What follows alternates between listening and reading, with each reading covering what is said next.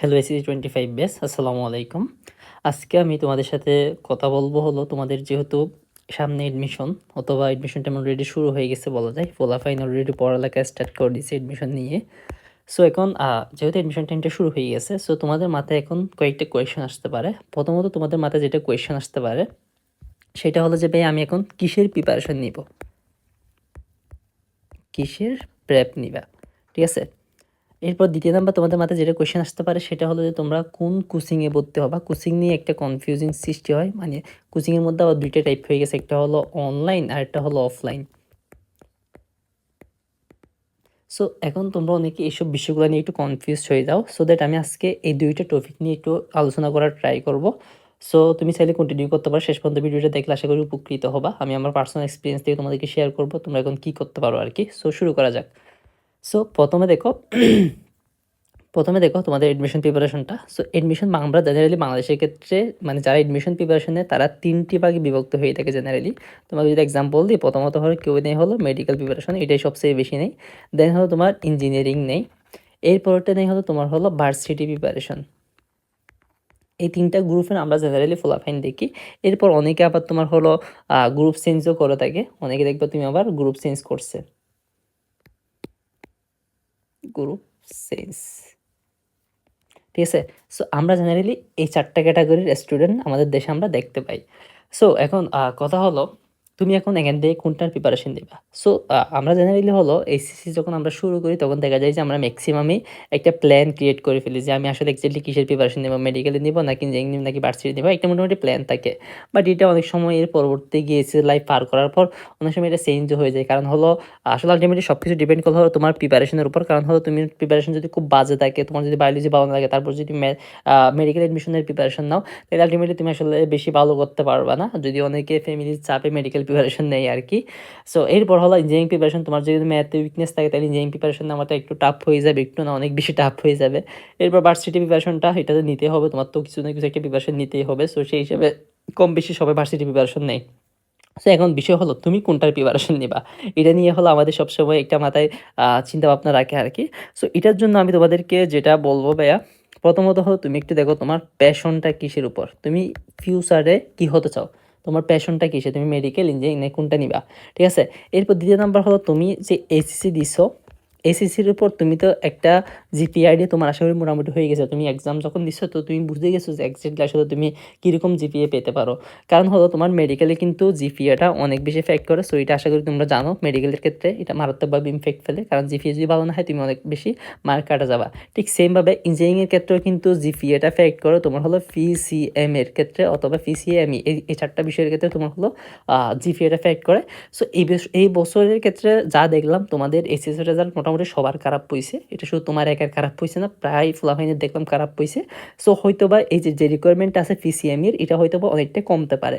তো সেই হিসেবে কমলেও বেশি কমবে তা না, কারণ হলো ফুলাফাইন মোটামুটি কিছু ফুলাফাইন তো ভালো করেই ফেলে। আর আমাদের আরেকটা অভ্যাস হলো, আমরা যারা ইঞ্জিনিয়ারিং প্রিপারেশন নিই ওরা সবসময় দেখা যায় যে মেডিকেল ভার্সিটি সবগুলোতে এক্সাম দেয়, বা যে মেডিকেল প্রিপারেশন নিচ্ছে সে আবার ইঞ্জিনিয়ারিংও দিয়ে দিচ্ছে। সো এই কারণে আসলে অনেক সময় অনেক ফুলাফাইন এক্সাম দিতে পারে না আর কি। সো এখন তুমি এদেরকে তো কিছু করতে পারবা না, এখন এদের ইচ্ছে হচ্ছে এরা দিচ্ছে, যদিও আরেকজন যে পেশেন্ট তার সিটটাকে দিচ্ছে বলা যায় আর কি, মানে তার এক্সাম দিচ্ছে না আর কি, এই টাইপের। আচ্ছা যাক, ওইটা বাদ দিয়ে কিছু তো করার নেই আমাদের। সো এখন তোমার যেটা বিষয়, সো তোমার থেকে একটু জিপিএটা দেখতে হবে, তোমার এসএসসি জিপিএটা আসলে এক্স্যাক্টলি কেমন আসতে পারে ওইটার উপর ডিপেন্ড করতেছে।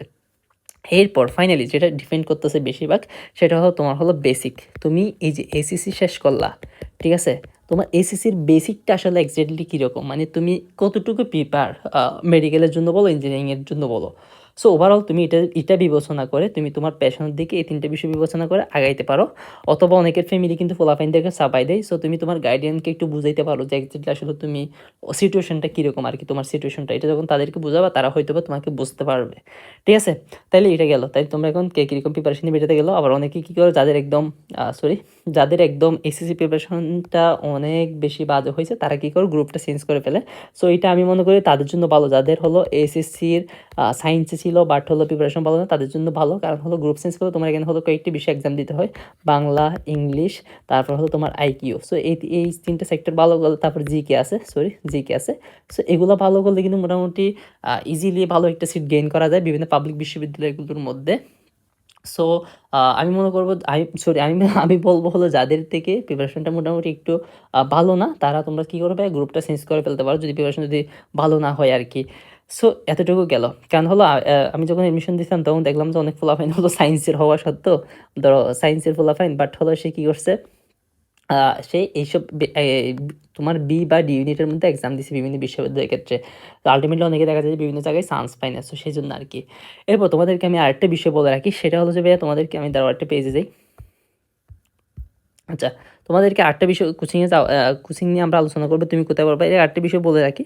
সেটা হলো ভাই আমরা যখন এসএসসির পরে এডমিশন শুরু করি তখন আমাদের সবার টার্গেট থাকে হলো হয় আমি ডিইউতে যাব, না হয় আমি মেডিকেলে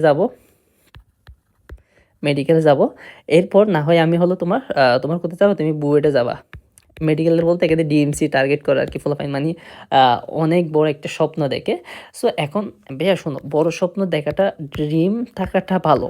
মানে ড্রিম বা তোমার হলো গোল থাকাটা ভালো। বাট হলো তুমি আ এভাবে বসে থাইকো না যে তুমি ডিউতে তুমি কারণ ডিউতে পরীক্ষা দিবা মানে ডিউতে তোমার চান্স হয়ে যাবে। হ্যাঁ, তুমি ডিউর জন্য সর্বোচ্চ চেষ্টা করবা। অথবা তুমি মেডিকেলের জন্য সর্বোচ্চ চেষ্টা করবা। বাট হলো আমাদের দেশে তো দেখো একটা সিটের পিছনে কিন্তু প্রায় দেখা যায় যে অনেক সময় প্রায় তোমার কত প্রায় ৫০-৬০ জন, অনেক সময় এটা ১০০ জনও চলে যায়। সো এরকম কিন্তু আমরা সিচুয়েশন দেখি প্রতিনিয়ত আমাদের দেশে এডমিশন টেস্টের ক্ষেত্রে আরকি। সো এখন তুমি ভাইয়া যতই ভালো এফোর্ট দাও না কেন যদি তোমার পরিশ্রম, এফোর্ট প্লাস তোমার যদি ভাগ্য, তোমার ভাগ্য যদি না থাকে, ভাগ্য যদি ভালো না হয় তাইলে ভাইয়া তুমি কখনো চান্স পাবা না। সো তোমার ২ টা লাগবে ভাগ্য বা তাকদির। তোমার তাকদিরে থাকতে হবে। তোমাকে আল্লাহ তাআলা থেকে কবুল করতে হবে। সো এই ২ টা যদি থাকে তাহলে তুমি কিন্তু এডমিশনটা ভালো করবা। সো তুমি এভাবে ড্রিম নিয়ে বসে থেকো না যে আমার থেকে ডিইউ জন্য আমি প্রিপারেশন নিছি, ডিইউ পেতেই হবে। সো ওইরকম টার্গেট রাখিও না। তুমি যদি এডমিশন প্রিপারেশন যদি নাও ভাইয়া এটা অনেক টাফ। সো এক্ষেত্রে তোমার প্ল্যান থাকতে হবে যে এরকম যে আমার যে বিশ্ববিদ্যালয়ে আসুক আমি চলে যাব। ওইরকম নির্দিষ্ট এলাকা ভিত্তিক বা নির্দিষ্ট প্রতিষ্ঠান ভিত্তিক তুমি থেমে থাকিও না। এতে তুমি হয়তোবা অনেক সময় যখন তোমার দেখবা যে ডিউ মেডিকেল বোর্ড একটা হয়নি তখন তুমি ডিপ্রেশন চলে গেছো। তোমার পড়ালেখা আর করতে ইচ্ছা করবে না। সো আমি এইজন্য বলব ভাইয়া প্ল্যান লাগবে এটা। আমি চেষ্টা করে যাব সর্বোচ্চটুকু। এরপর হলো তোমার যেখানে আসবে আসুক। দেখা যাক আল্টিমেটলি কোথায় কি আছে, তোমার তকদিরে কোথায় কি লেখা আছে আরকি। এরপর তুমি পড়বা না কি পড়বা না এটা পরবর্তীতে তুমি ডিসিশন নিবা আরকি। শুরুতে এভাবে ডিসিশন নিয়ে বসে থাকিও না যে আমি অমুক জায়গায় এক্সাম দিব না। এই টাইপের মাথায় আমি মনে করি টেনডেন্সি না রাখাই ভালো আরকি। সো অনেক কিছু তো বললাম তোমাদেরকে। এখন আমরা একটু দেখে আসি তোমরা এখন কোচিংয়ে কি করতে পারো। কারণ হলো তোমরা এখন ২ টা ভাগে ভাগ হয়ে যাবা কোচিংয়ের ক্ষেত্রে। ২ টা না ৩ টা ভাগে ভাগ হয়ে যাই আমরা। ধরো কেউ এখন পড়বা হলো অনলাইনে। ঠিক আছে? এরপর হলো অনেকে পড়ে আবার অফলাইন উদ্ভাস বা এখানে আবার এসইএসও হইছে। এবার আরেকটা গ্রুপ আছে যারা বলে কি আমি কোচিং ছাড়া পারবো কিনা? আমার ক্ষেত্রে স্পেস নাই। উইথআউট উইথআউট সিইও হ্যাঁ, উইথআউট কোচিং। অনেকে আরেকটা মানে উইথআউট কোচিং সে কোচিং ছাড়া পারবে কিনা এডমিশন টাইমে ভালো করার জন্য। সো এখন আমি তোমাদেরকে তোমাদের ৩ গ্রুপকে আমি বলব আরকি যারা অনলাইন ভিত্তিক প্রিপারেশন নিতে চাচ্ছ। সো তোমাদেরকে আমি বলব ভাইয়া অনলাইনে প্রিপারেশন নিলে হয় কি আমরা যে এডমিশন টেস্টগুলা দিব, আমরা যে এডমিশন টেস্টটা দিব এটা কিন্তু আমরা ভাইয়া অনলাইনে দিব না। এটা আমরা অফলাইনে দিব। ঠিক আছে? সো এখন তুমি যদি বাড়িতে যদি পড়ালেখা করো তুমি অনেক সময় অফলাইনে যে এক্সাম দেওয়ার যে একটা প্র্যাকটিস আছে ওই প্র্যাকটিসটা তোমার না থাকতে পারে। এতে তুমি হয়তোবা তুমি সবকিছু জানো বুঝো বাট হয়তো তুমি পরীক্ষার সাথে কীভাবে নিজেকে অ্যাডাপ্ট করে নিতে হয় এই বিষয়ে তোমার প্রপার স্কিল না থাকার কারণে তুমি হয়তোবা মারা যাইতে পারো এডমিশনের মধ্যে। ঠিক আছে? সো এডমিশনের মধ্যে মারা খাইতে না চাইলে তোমাদেরকে আমি বলব তুমি অনলাইনে পড়ো ভালো কথা। বাট হলো তুমি এডমিশনের ১ মান্থ 1 মান্থ আগে করে বা পসিবল হলে 2 মান্থ আগে করে উদ্ভাস বা এসইএস এর কতগুলা ফাইনাল মডেল টেস্ট বেস চালু হয়। তোমার হলো কি ফাইনাল মডেল টেস্ট বেশ চালু হয়। সো তুমি সেখানের মধ্যে ভর্তি হয়ে যেতে পারো। এরপর হলো তুমি তোমার পছন্দের অনলাইনে যেকোনো একটা কোর্সে ভর্তি হয়ে আপাতত এরপর পরীক্ষার আগে তুমি উদ্ভাস বা এসইএস এর যেকোনো একটা ফাইনাল মডেল টেস্ট বেসে ভর্তি হয়ে তুমি এক্সাম দিলে তোমার আশা করি আহামরি সমস্যা হবে না যদি তুমি অনলাইনে পড়তে চাও।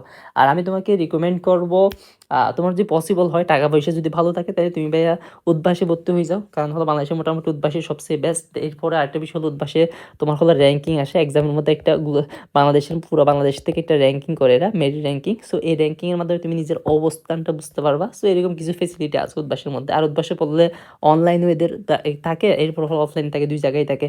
সো দ্যাট আহামরি বেশি আর প্যারা নিতে হয় না অন্যান্য বিষয়গুলো নিয়ে আরকি। মানে অনলাইন অফলাইন তুমি কোনটা কি করবে এটা হয় না। সো গো ফর টু দিটা। এখন উদ্ভাসে কিন্তু আবার একটা মানি মানে প্রায় আমার মনে হয় ২০K র মতো ২০,০০০ টাকার মতো নিয়ে নেয়। সো এটা অনেকের ক্ষেত্রে প্রবলেম হতে পারে। সো শুরুর দিকে মনে হয় ডিসকাউন্ট নেই ১৮K নাকি ২০K এরকম সামথিং নেই। সো যদি টাকা পয়সা থাকে ওখানে চলে যাও, কারণ কিছু করার নেই। আমি নিজে অনেকদিন দ্বিধাদ্বন্দ্বে ছিলাম। আমি যখন অ্যাডমিশন প্রিপারেশন নিচ্ছি তখন আমি অনেকদিন ভর্তি হই নাই।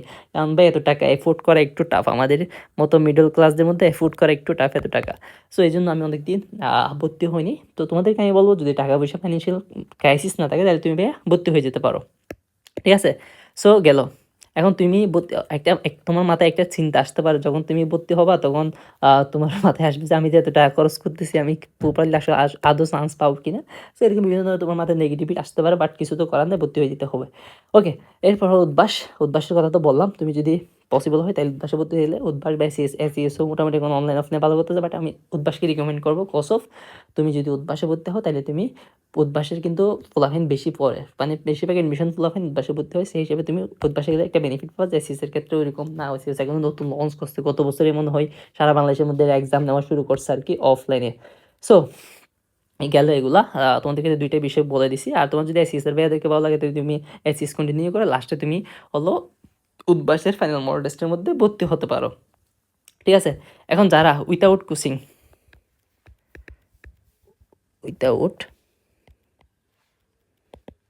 কোচিং ছাড়া প্রিপারেশন নিতে চাচ্ছ, সো এই ক্ষেত্রে আমি তোমাকে বলবো তুমি যদি নিজেকে কন্ট্রোল করতে পারো, কন্ট্রোল এটাকে সেলফ কন্ট্রোল বলা হয়। সো তুমি যদি সেলফ কন্ট্রোল করতে পারো গো ফর ইট, তুমি করতে পারো। তোমার আহামরি বেশি সমস্যা হবে বলে আমার মনে হয় না।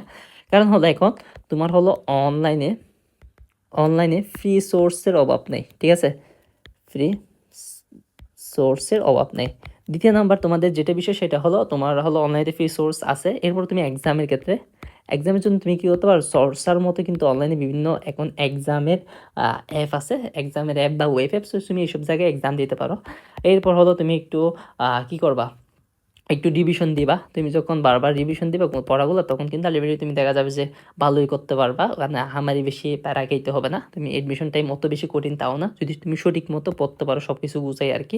এডমিশনের টাইমে তুমি একটা জিনিস মাথায় রাখবা, তোমার হলো যা আসে তাই পড়বে। মানে তুমি হলো কোয়েশ্চেন অ্যানালাইসিস করবা। কোয়েশ্চেন অ্যানালাইসিস করে কোয়েশ্চেন